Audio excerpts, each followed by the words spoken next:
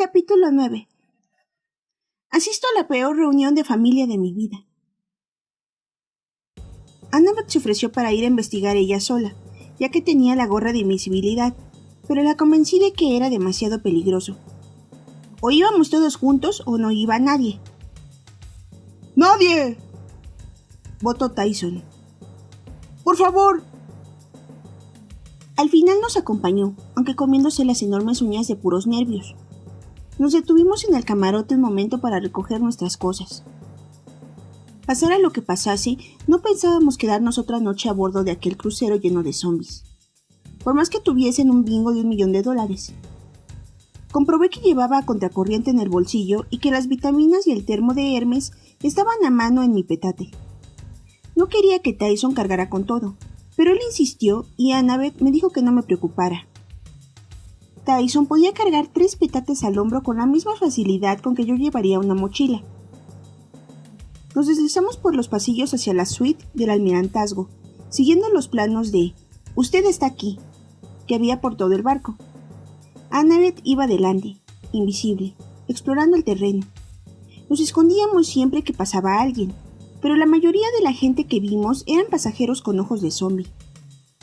Acabábamos de subir las escaleras de la cubierta 13, donde se suponía que estaba la suite del almirantazgo, cuando Annabeth nos dijo en un siseo: ¡Escóndanse! Y nos metió empujones en un cuarto de la limpieza. Oí a 2 tipos que venían por el pasillo. ¿Has visto a ese dragón etíope en la bodega?, dijo uno de ellos. El otro soltó una risita. Sí, es espantoso. Annabeth era todavía invisible, pero me apretó el brazo con fuerza. Me pareció reconocer la voz del segundo tipo. He oído que tienen 2 más en camino, dijo aquella voz conocida. Si siguen llegando a este ritmo, colega, no va a haber color. Las 2 voces se fueron apagando por el pasillo. ¡Ese era Chris Rodríguez! Annabeth se quitó la gorra y se hizo visible. ¿Te acuerdas? De la cabaña 11. Recordaba vagamente a Chris del verano anterior. Era uno de aquellos campistas de origen indeterminado que se habían quedado varados en la cabaña de Hermes porque su madre o su padre olímpico no los había reconocido. Ahora que lo pensaba, me daba cuenta de que este verano no había visto a Chris en el campamento. ¿Qué hace otro mestizo aquí? Annabeth meneó la cabeza, preocupada. Continuamos por el pasillo. No necesitaba ningún mapa para saber que nos acercábamos al Loch. Tenía una sensación fría y desagradable. La presencia del mal, sin duda. ¡Percy! Annabeth se detuvo de repente. ¡Mira! Estaba ante una pared de cristal desde la que se dominaba un atrio central de varios pisos de altura que recorría el barco por la mitad. A nuestros pies se hallaba la Galería Promenade, un centro comercial lleno de tiendas. Pero no era eso lo que había llamado la atención de Annabeth. Un grupo de monstruos se había congregado delante de la tienda de golosinas. Eran una docena de gigantes lestrigones, como los que me habían atacado con bolas de fuego, los perros del infierno y varias criaturas más extrañas aún, unas hembras humanoides con doble cola de serpiente en lugar de piernas. «La Cainae de Sitia», susurró Annabeth. «Son mujeres dragón». Los monstruos formaban un semicírculo en torno a un joven con armadura griega que estaba haciendo trizas un maniquí de paja. Se me hizo un nudo en la garganta cuando advertí que el maniquí llevaba la camiseta naranja del campamento mestizo. El tipo de la armadura lo ensartó por el vientre y lo fue desgarrando hasta partirlo en 2. La paja volaba por todas partes, y los monstruos lo aclamaban y soltaban alaridos. Annabeth se apartó del cristal con el rostro lívido. «¡Vamos!», le dije, intentando sonar más valiente de lo que me sentía. «Cuanto antes encontremos a Loch, mejor». Al fondo del vestíbulo se veía una doble puerta de roble que daba la impresión de conducir a un lugar importante.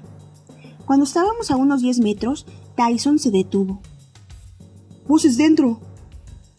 ¿Las oyes desde aquí?, pregunté. Tyson cerró los ojos como para concentrarse, y de repente su voz se transformó en una ronca imitación de la voz de Loch. «La profecía nosotros mismos. Los muy idiotas no sabrán hacia qué lado ir». Antes de que yo pudiese reaccionar, la voz de Tyson se hizo más grave y brutal. como la del otro tipo que habíamos oído hablando con Locke frente a la cafetería. ¿Estás seguro de que el viejo hombre caballo se ha ido definitivamente? Tyson imitó la risa de Locke. Ya no se fían de él. No pueden fiarse con los esqueletos que tienen en el armario. El envenenamiento del árbol ha sido la gota que colma el vaso. Annabeth se estremeció. ¡Para allá, Tyson! ¿Cómo lo haces? ¡Es espeluznante! Tyson abrió su ojo con aire desconcertado. Estoy escuchando. Sigue, le dije. ¿Qué más dicen? Tyson volvió a cerrar el ojo. Sisió con aquella voz brutal. ¡Silencio! Luego cuchicheó con la de Locke. ¿Estás seguro? Sí, dijo Tyson con la otra voz. ¡Ahí fuera! Me di cuenta demasiado tarde de lo que ocurría. Solo tuve tiempo de decir: ¡corran! Las puertas del camarote principal se abrieron de golpe y allí estaba Locke, entre dos gigantes peludos armados con jabalinas. Sus puntas de bronce nos apuntaban directamente al pecho. El camarote principal era precioso y horrible. Lo precioso. Había grandes ventanales curvados en la pared del fondo, desde donde se veía la popa del barco. El agua verde y el cielo azul se extendían por todo el horizonte. El suelo estaba cubierto con una alfombra persa. 2 sofás de lujo ocupaban el centro de la habitación. A un lado había una cama con dosel. Al otro, una gran mesa de caoba. La mesa estaba llena de comida, cajas de pizza, refrescos y un montón de sándwiches de roast beef en bandejas de plata. Lo horrible. En un estrado de terciopelo situado en la parte trasera de la habitación había un ataúd de oro de 3 metros. Un sarcófago con grabados de estilo griego antiguo que representaban escenas de ciudades en llamas y héroes sufriendo muertes horripilantes. Pese a la luz solar que entraba a raudales por las ventanas, el ataúd impregnaba de frío toda la habitación. Bueno, dijo Locke, abriendo los brazos con orgullo. Mola un poco más que la cabaña 11, ¿no? Había cambiado desde el verano pasado.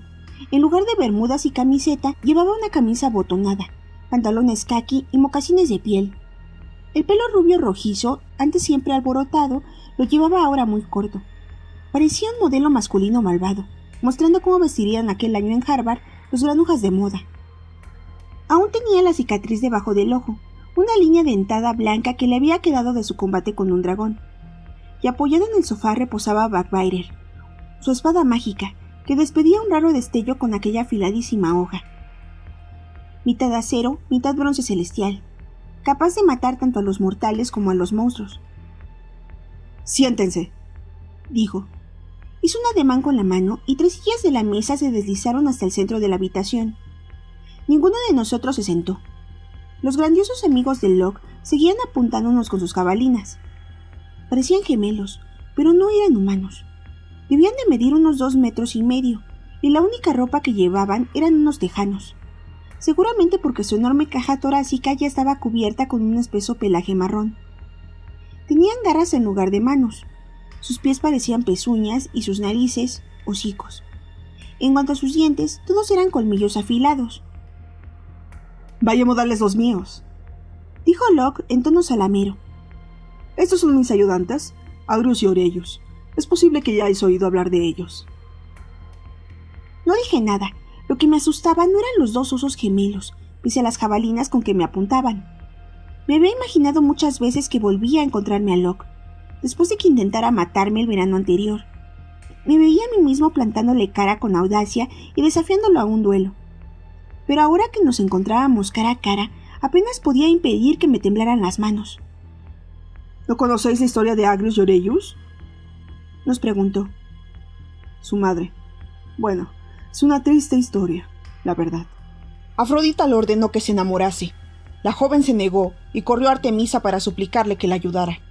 Artemisa le permitió convertirse en una de sus doncellas cazadoras, pero Afrodita se vengó. Hechizó a la joven para que se enamorase de un oso, y cuando Artemisa lo descubrió, la abandonó con repugnancia. Típico de los dioses, ¿no? Se pelean entre ellos y los pobres humanos quedan atrapados en medio. Los 2 hijos gemelos de la joven, Agrus y Orellus, no sienten ningún amor por el Olimpo. Sin embargo, les gustan mucho los mestizos.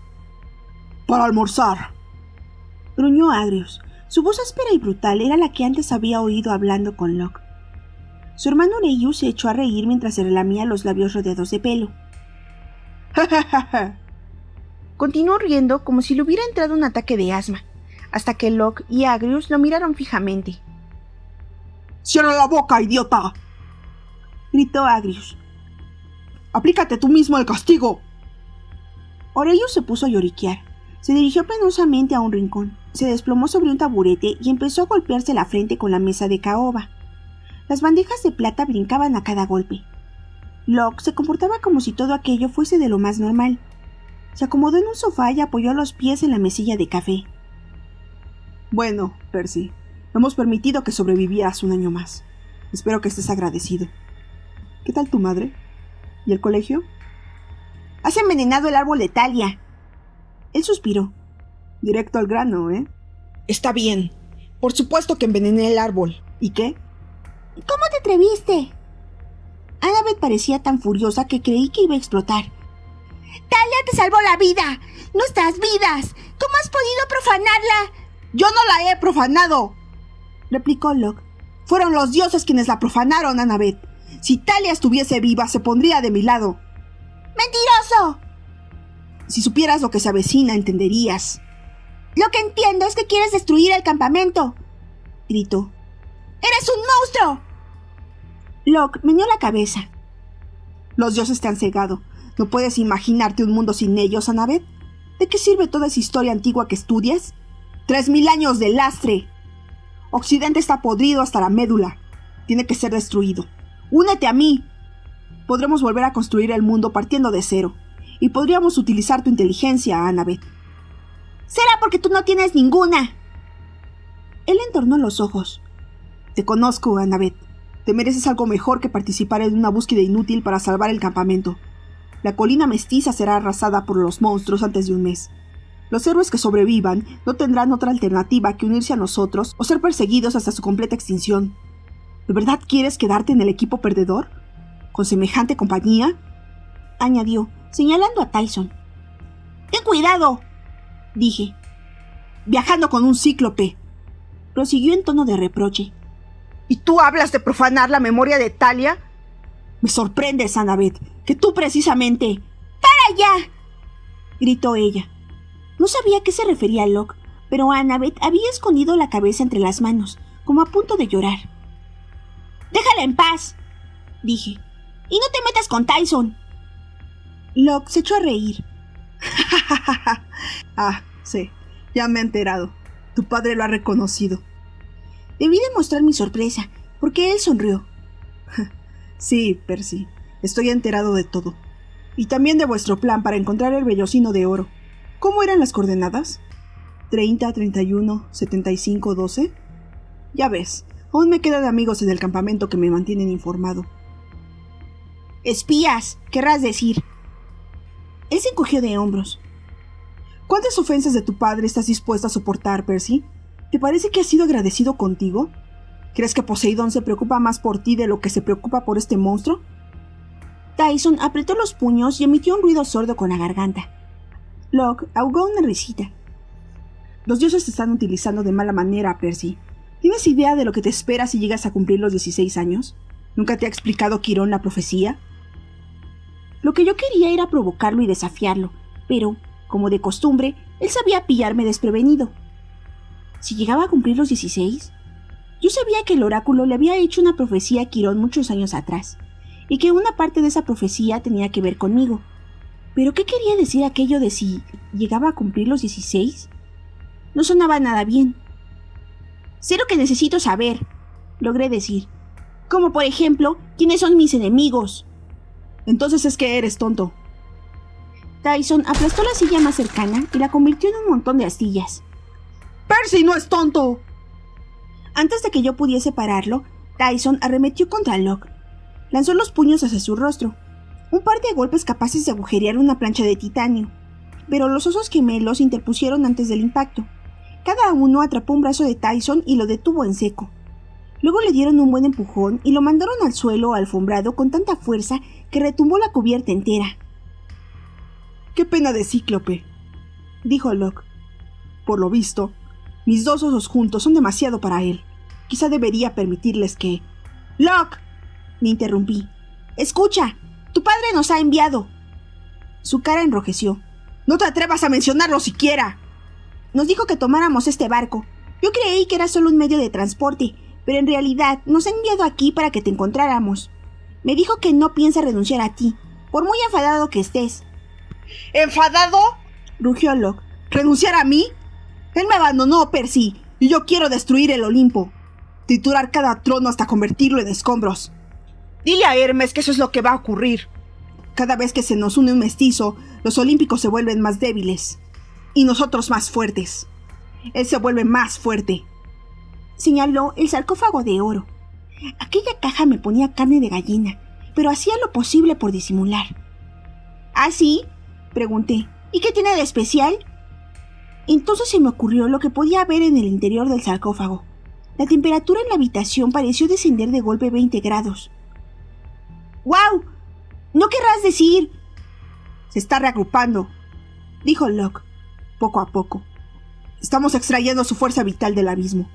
Con cada recluta que se une a nuestra causa, aparece un nuevo fragmento. ¡Qué asqueroso!, dijo Annabeth. Locke le sonrió con desdén. Tu madre surgió del cráneo abierto de Zeus, Annabeth. En tu lugar no hablaría demasiado. Muy pronto habrá suficiente sustancia del Señor de los Titanes como para recomponerlo por entero. Pieza a pieza, reconstruiremos un nuevo cuerpo, una tarea digna de las fraguas de Festo. ¡Estás loco!, dijo Annabeth. Únete a nosotros y serás recompensada. Tenemos amigos muy poderosos, patrocinadores o bastante ricos para comprar este crucero y mucho más. Percy, tu madre no tendrá que volver a trabajar. Puedes comprarle una mansión si quieres. Tendrás poder, fama, todo lo que desees. Y tú, Annabeth, podrás realizar tu sueño de convertirte en arquitecto. Podrás construir un monumento que dure 1000 años. Un templo para los dioses de la nueva era. «Vete al tártaro a hacer gárgaras», le dijo ella. Locke suspiró. Es una pena. Sacó algo que parecía un mando a distancia y pulsó un botón rojo. En unos segundos, la puerta se abrió y aparecieron 2 miembros de la tripulación armados con porras. Tenían la misma mirada vidriosa que los otros mortales que habíamos visto, pero me dio la sensación de que eso no los haría menos peligrosos en una pelea. «Ah, muy bien, seguridad», dijo Locke. «Me temo que tenemos polizones». Sí, señor», dijeron con voz soñolienta. Locke se volvió hacia Aurelius. «Ya es hora de darle de comer al dragón etíope. Lleva a estos idiotas abajo y enséñales cómo se hace». Aurelius empezó a reír estúpidamente. «Déjame ir a mí también», refunfuñó Agrius. «Mi hermano es un inútil y ese cíclope no será ninguna amenaza», dijo Locke. Se dio la vuelta para echar un vistazo al ataúd de oro, como si algo le preocupara. «Tú quédate aquí, Agrius. Tenemos asuntos importantes de que hablar». «Pero no me falles, Aurelius. Quédate en la bodega y encárgate de que el dragón se alimente como es debido». Aurelius nos aguijoneó con su jabalina y nos arrastró fuera del camarote principal, seguido por los 2 guardias. Mientras recorríamos el pasillo con la jabalina de Aurelius pinchándome en la espalda, pensé en lo que había dicho Locke, que los 2 gemelos juntos eran demasiado para las fuerzas de Tyson. Quizá por separado. Abandonamos el corredor hacia la mitad del barco y cruzamos la cubierta al aire libre, llena de botes salvavidas. Sabía yo lo bastante de aquel barco para creer que aquella iba a ser nuestra última oportunidad de ver el sol. Cuando llegáramos al otro lado, tomaríamos el ascensor, bajaríamos a la bodega y asunto concluido. Miré a Tyson y le dije: ¡Ahora! Gracias a los dioses lo entendió. Se dio media vuelta y de un manotazo mandó a Aurelius 10 metros hacia atrás, directo a la piscina, donde fue a caer en medio de aquella familia de turistas. ¡Ah! Chillaron los 3 críos a la vez. ¡Esto no es pasárselo, bomba! Uno de los guardias sacó su porra, pero Annabeth le dio una patada con tanta puntería que lo dejó sin aliento. El otro guardia corrió hacia la alarma más cercana. ¡Deténlo!, gritó Annabeth, pero ya era tarde. Antes de que lo golpeara en la cabeza con una tumbona, el tipo consiguió accionar la alarma. Empezaron a parpadear luces rojas y a aullar sirenas. ¡Un bote salvavidas!, chillé.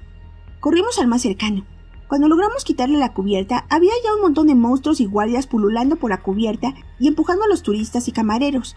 que llevaban bebidas tropicales en sus bandejas.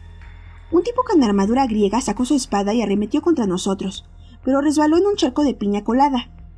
Los arqueros de estrigones se reunieron en la cubierta que quedaba por encima de la nuestra y prepararon las flechas en sus enormes arcos. ¿Cómo se arranca este cacharro?, gritó Annabeth. Un perro del infierno saltó hacia mí, pero Tyson lo apartó dándole un porrazo con un extintor. ¡Sube!, grité. Destapé a contracorriente y corté en el aire la primera lluvia de flechas. Unos segundos más y acabarían con nosotros. El bote salvavidas estaba suspendido a un lado del barco, a mucha altura por encima del agua. Annabeth y Tyson no lograban aflojar la polea. Yo me puse a su lado de un salto. ¡Agárrense!, chillé y corté las sogas. Una lluvia de flechas silbó sobre nuestras cabezas mientras nos desplomábamos en caída libre hacia el océano. Capítulo 10. Los confederados muertos nos llevan en autostop. ¡El termo!, grité mientras nos precipitábamos hacia el agua. ¿Qué? Annabeth debió de pensar que había perdido la chaveta. Ella se aferraba a una de las correas del bote para salvar el pellejo, con todo el pelo disparado hacia arriba como si fuera un pincel. Tyson sí me entendió. Logró abrir mi patate y sacar el termo mágico de Hermes sin que se le cayera y, lo que es más, sin caerse él. Las flechas y jabalinas silbaban a nuestro alrededor. Agarré el termo. Confiaba en no cometer un error. ¡Sujétense bien! ¡Ya estoy sujeta!, aulló Annabeth. ¡Más fuerte! Afirmé los pies bajo el banco hinchable del bote. Tyson nos asió por la camisa a Annabeth y a mí, y yo le di al termo un cuarto de vuelta. Al instante emitió un chorro de viento que nos propulsó lateralmente y convirtió nuestra caída en picado en un estrepitoso aterrizaje en un ángulo de 45 grados. El viento parecía reírse mientras salía del termo, como si se alegrara de liberarse por fin. Al impactar con la superficie del agua, rebotamos 1, 2 veces como una piedra lanzada al ras, y de repente salimos zumbando como en una lancha motora, con el agua rociándonos la cara, y sin otra cosa en el horizonte que el mar abierto. Oí un clamor furioso del barco, pero ya nos hallábamos fuera del alcance de sus disparos. El Princesa Andrómeda se convirtió enseguida en un barquito de juguete y desapareció. Mientras nos deslizábamos a toda velocidad por el agua, Annabeth y yo intentamos enviarle un mensaje de Iris a Quirón. Pensábamos que era importante explicarle a alguien lo que se proponía a Locke, y no sabíamos en quién más confiar. A aquella velocidad, el bote levantaba una fina cortina de agua y la luz se descomponía en un arco iris al atravesarla. Eran las condiciones ideales para enviar un mensaje Iris, aunque la cobertura era bastante mala. Annabeth arrojó un dracma de oro a la cortina de agua y yo recé para que la diosa del arco iris nos mostrara a Quirón. Apareció su cara sin problemas, pero había una extraña luz estroboscópica y una música rock atronando en segundo plano, como si estuviese en una discoteca. Te lo contamos todo: nuestra salida furtiva del campamento, Locke y el Princesa Andrómeda, el ataúd de oro con los restos de Cronos. Pero entre el ruido que había de su lado y el zumbido del viento y el bote surcando las olas, no sabía cuánto lograría captar de todo aquello. Percy, chilló Quirón. Tienes que tener cuidado con... Su voz quedó ahogada por un gran griterío alzado a su espalda. Un montón de voces aullando en plena juerga como guerreros comanches. ¿Qué?, grité. ¡Maldita parentela! Tuvo que agacharse para esquivar un plato que pasó por encima de su cabeza para ir a estrellarse fuera de nuestro campo visual. Annabeth, no deberías haber permitido que Percy saliera del campamento. Pero si conseguís el vellocino... ¡Sí, pequeña!, chillaba alguien que tenía detrás. ¡Wow, wow! Alguien subió la música y puso los bajos tan a tope que hasta nuestro bote vibraba. ¡Miami!, gritaba Quirón. Trataré de vigilar. Nuestra nebulosa pantalla se desintegró como si alguien del otro lado le hubiese arrojado una botella, y Quirón se evaporó. Una hora más tarde divisamos tierra, una larga extensión de playa en la que se alineaban hoteles de muchos pisos. Las aguas empezaron a llenarse de barcos de pesca y buques cisterna. Un guardacostas pasó por estribor y luego dio media vuelta, como para echar un segundo vistazo. Imagino que no veían cada día un bote salvavidas sin motor, tripulado por 3 adolescentes y lanzando a más de 100 nudos. ¡Es Virginia Beach!, dijo Annabeth cuando nos acercamos a la orilla. ¡Por los dioses! ¿Cómo es posible que el Princesa Andrómeda haya llegado tan lejos en una sola noche? Deben de ser 5.030 millas náuticas, dije. Ella me miró asombrada. ¿Cómo lo sabes? Pues, No estoy seguro. Annabeth reflexionó un momento. Percy, ¿cuál es nuestra posición? 36 grados, 44 minutos norte. 76 grados, 2 minutos oeste. Respondió automáticamente. Luego sacudió la cabeza. ¡Wow! ¿Cómo es que lo sé?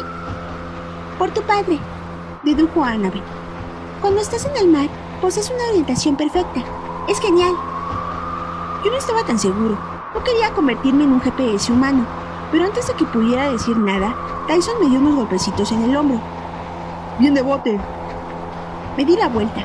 El guardacostas, ahora ya abiertamente, venía por nosotros. Nos hizo señales con las luces y empezó a ganar velocidad. No podemos dejar que nos atrapen, dije. Nos harían demasiadas preguntas. Sigue adelante hasta la bahía de Chesapeake, dijo Annabeth. Conozco un sitio donde escondernos. No le pregunté a qué se refería ni por qué conocía también la región. Me arriesgué a aflojar un poquito más la tapa del termo. Un nuevo chorro de viento nos impulsó como un cohete en torno al extremo norte de Virginia Beach y luego hacia la bahía de Chesapeake. El guardacostas se iba quedando cada vez más atrás. No minorábamos la marcha hasta que las orillas de la bahía empezaron a estrecharse. Entonces me di cuenta de que estábamos entrando en la desembocadura de un río. Percibí el cambio del agua salada a la dulce. Me sentía repentinamente cansado, exhausto, como si hubiera sufrido una brusca bajada de tensión. Ya no sabía dónde me encontraba ni en qué dirección debía orientar el bote. Menos mal que Annabeth me indicaba el camino. Allí, dijo, después de ese banco de arena. Viramos hacia una zona pantanosa invadida de maleza y detuve el bote al pie de un ciprés gigante. Los árboles se cernían sobre nosotros, cubiertos de enredaderas. Los insectos zumbaban entre la hierba. El ambiente era bochornoso, sofocante, y de la superficie del río se levantaba una nube de vapor. En resumen, no era Manhattan y no me gustaba nada. «Vamos», dijo Annabeth. «Está ahí, en el banco de arena». «¿El qué?», pregunté. «Tú sígame», agarró su petate. «Y será mejor que ocultemos el bote. No debemos llamar la atención». Después de cubrirlo con ramas, Tyson y yo seguimos a Annabeth por la orilla, con los pies hundidos en un lodo rojizo. Una serpiente se deslizó junto a mi zapato y desapareció entre las hierbas. No hay sitio bueno, dijo Tyson, y aplastó los mosquitos que empezaban a hacer cola en su brazo como si fuera un buffet. Aquí, dijo Annabeth por fin. Lo único que yo veía era un montón de zarzas. Ella apartó unas ramas enredadas, como si fuesen una puerta, y de repente vi que tenía ante mí un refugio camuflado. El interior era lo bastante grande para tres, incluso si el tercero era Tyson. Las paredes eran de plantas entretejidas, como las chozas de los nativos, y daban la impresión de ser impermeables. Amontonado en un rincón había todo lo necesario para una acampada: sacos de dormir, mantas, una nevera portátil y una lámpara de queroseno. También había provisiones para semidioses: puntas de bronce de jabalina, un carcaj repleto de flechas, una espada y una caja de ambrosía. Olía a moho, como si el lugar hubiera estado desocupado mucho tiempo. ¡Un escondite mestizo! Miré maravillado a Annabeth. ¿Lo construiste tú? Talia y yo, dijo en voz baja. Y Locke. Aquello no debiera haberme preocupado. Ya sabía que Talia y Locke habían cuidado de ella cuando era pequeña, y también que habían vivido los tres como fugitivos, ocultándose de los monstruos y sobreviviendo por sus propios medios, hasta que Grover los encontró y trató de conducirlos a la colina mestiza. Pero siempre que Annabeth hablaba de la época que había pasado con ellos, yo me sentía, no sé, ¿incómodo? No, esa no era la palabra. La palabra era celoso. ¿Y tú? Dije. ¿No crees que Locke venga a buscarnos aquí? Ella negó con la cabeza. Construimos una docena de refugios como este. Dudo mucho que recuerde siquiera dónde están. Ni creo que le importe. Se tendió sobre las mantas y empezó a hurgar en su petate. Su modo de moverse decía bien a las claras que no le apetecía hablar más del asunto. ¿Tyson? Dije. ¿Te importaría echar un vistazo por ahí? ¿Para buscar un súper selvático o algo por el estilo? ¿Un súper? Sí, para comprar patatas fritas. O donuts. Cosas así. Pero no te vayas muy lejos. Donuts, dijo Tyson, muy serio. Voy a buscar donuts por la selva. Salió y empezó a gritar. ¡Donuts! En cuanto se fue, me senté junto a Annabeth. Oye, siento lo de... ya sabes, que te encontrarás con Locke y tal. No es culpa tuya. Desenvainó su cuchillo y empezó a limpiar la hoja con un trapo. Nos ha dejado escapar con demasiada facilidad, dije. En realidad, esperaba que fueran imaginaciones mías, pero Annabeth asintió. Yo estaba pensando lo mismo.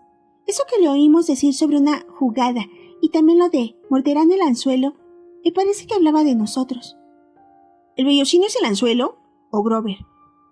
Ella estudió el filo del cuchillo. No lo sé, Percy. Quizá quiere quedarse el vellocino. Quizá espera que hagamos nosotros lo más difícil para luego robárnoslo. Aún no puedo creer que envenenase el árbol. ¿Qué quería decir con eso de que Talia se habría puesto de su lado? Se equivoca. No pareces muy convencida. Annabeth me lanzó una mirada fulminante y entonces casi deseé no haber hablado. Al menos mientras ella empuñara el cuchillo. ¿Sabes a quién me recuerda sobre todo, Percy? A Talia. Sois tan parecidos que resulta espeluznante. Quiero decir, o bien habríais sido amigos inseparables, o bien os habríais estrangulado el uno al otro. Dejémoslo en amigos inseparables. Talia se enfadaba a veces con su padre, igual que tú. Ahora bien, ¿tú te revolverías contra el Olimpo por ese motivo? Miré fijamente el carcaj de flechas que había en el rincón. No. Muy bien, pues ella tampoco. Locke se equivoca. Annabeth clavó el cuchillo en el suelo. Quería preguntarle por la profecía que Locke había mencionado y por la relación que tenía con mi 16º cumpleaños, pero pensé que no me lo iba a contar. Quirón había dejado bien claro que no estaba autorizado a conocerla hasta que los dioses lo decidieran. ¿Y a qué se refería Locke cuando te recriminaba que viajaras con un cíclope? Pregunté. Ha dicho que tú precisamente... Ya sé lo que ha dicho. Se refería a la verdadera causa de la muerte de Talia. Aguardé, sin saber muy bien qué decir. Annabeth inspiró, temblorosa. Nunca puedes verte de un cíclope, Percy. Una noche, hace 6 años, cuando Grover nos llevaba hacia la colina mestiza... Se interrumpió al oír chirriar la puerta de la choza. Tyson entró agachándose. ¡Donuts!, dijo orgulloso, sosteniendo una caja. Annabeth lo miró incrédula. ¿De dónde has sacado eso? Estamos en medio del pantano. No hay nada en varios kilómetros. A solo 15 metros, dijo Tyson. Una tienda de donuts, monstruo. Ahí, en la colina. Esto me huele muy mal, murmuró Annabeth. Estábamos agazapados detrás de un árbol y mirábamos aquella tienda de donuts en medio de la maleza. Parecía bastante nueva, con unos escaparates muy bien iluminados, una zona de aparcamiento y un estrecho camino que se internaba en el bosque. Pero no había nada más en los alrededores, y tampoco coches en el aparcamiento. Vimos solo a un empleado que leía una revista detrás de la caja registradora.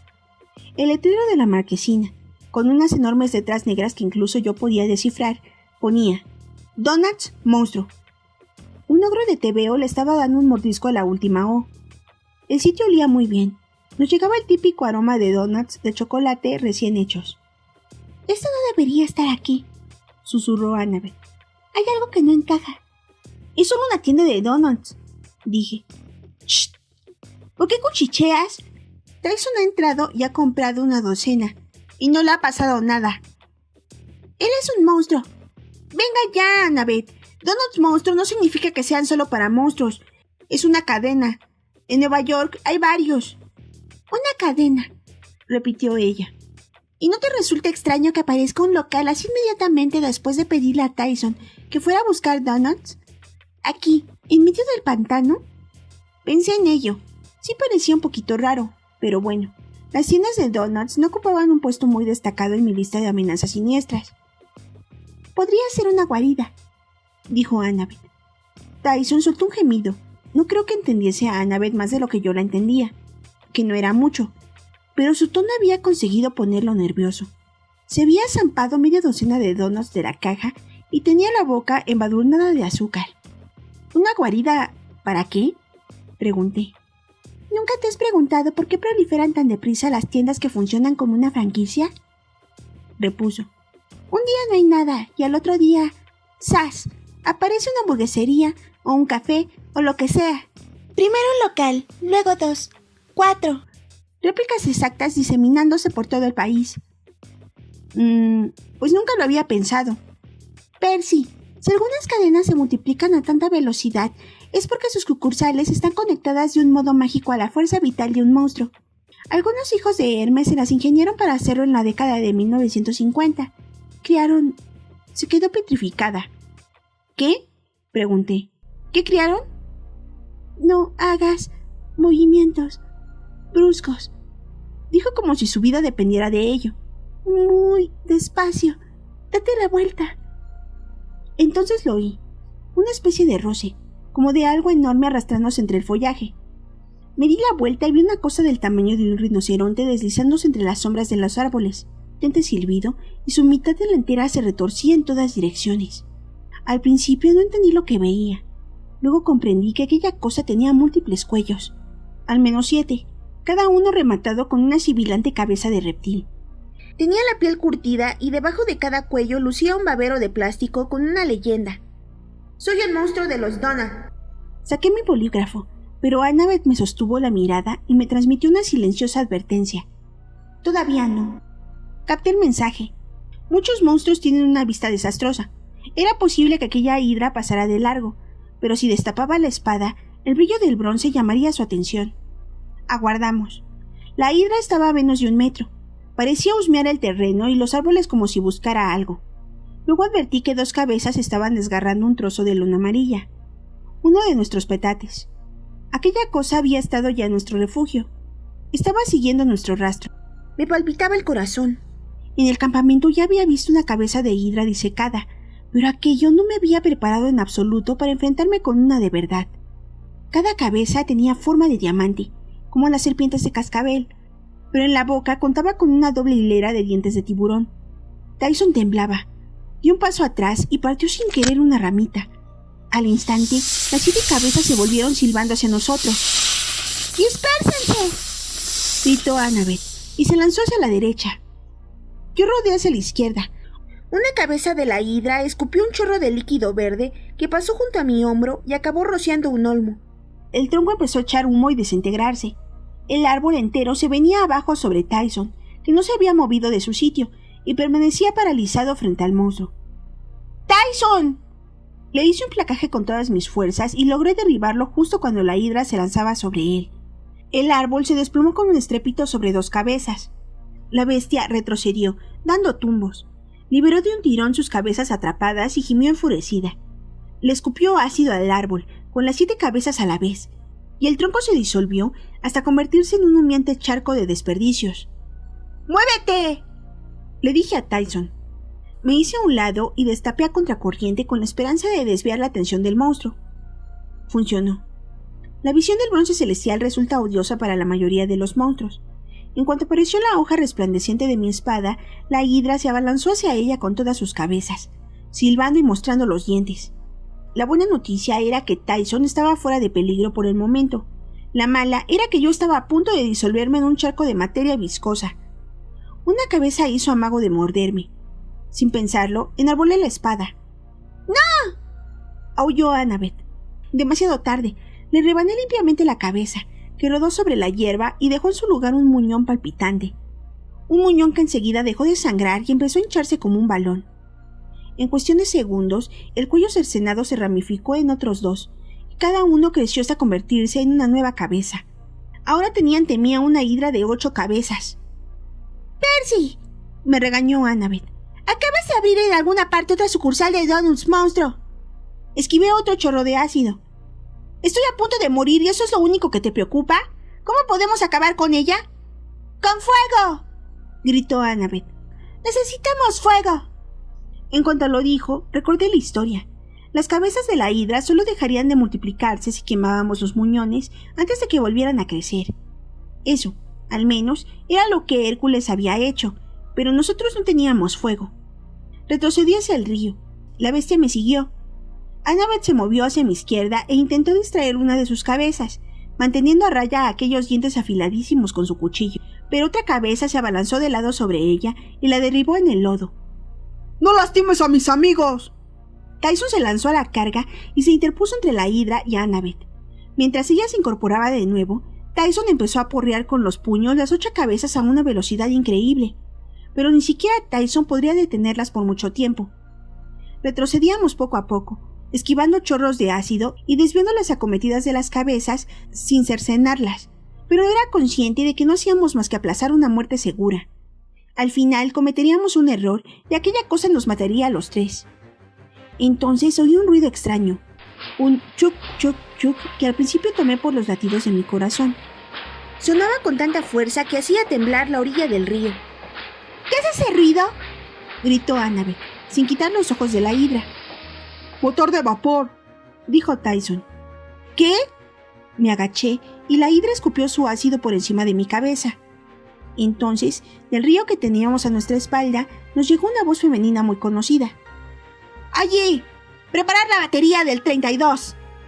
No me atreví a desviar la vista, pero si la chica que teníamos detrás era quien yo creía, ahora teníamos enemigos en dos frentes. Una rasposa voz masculina dijo: ¡Está demasiado cerca, señora!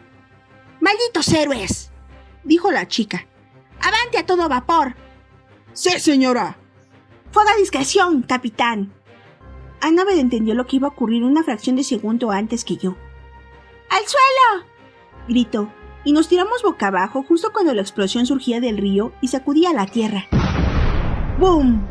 Hubo un fogonazo de luz y una gran columna de humo, y la hidra explotó allí delante, luchándonos con una repulsiva baba verde que se evaporaba de inmediato, como suele ocurrir con las vísceras de los monstruos. ¡Qué asqueroso!, gritó Annabeth. ¡Barco de vapor!, aulló Tyson.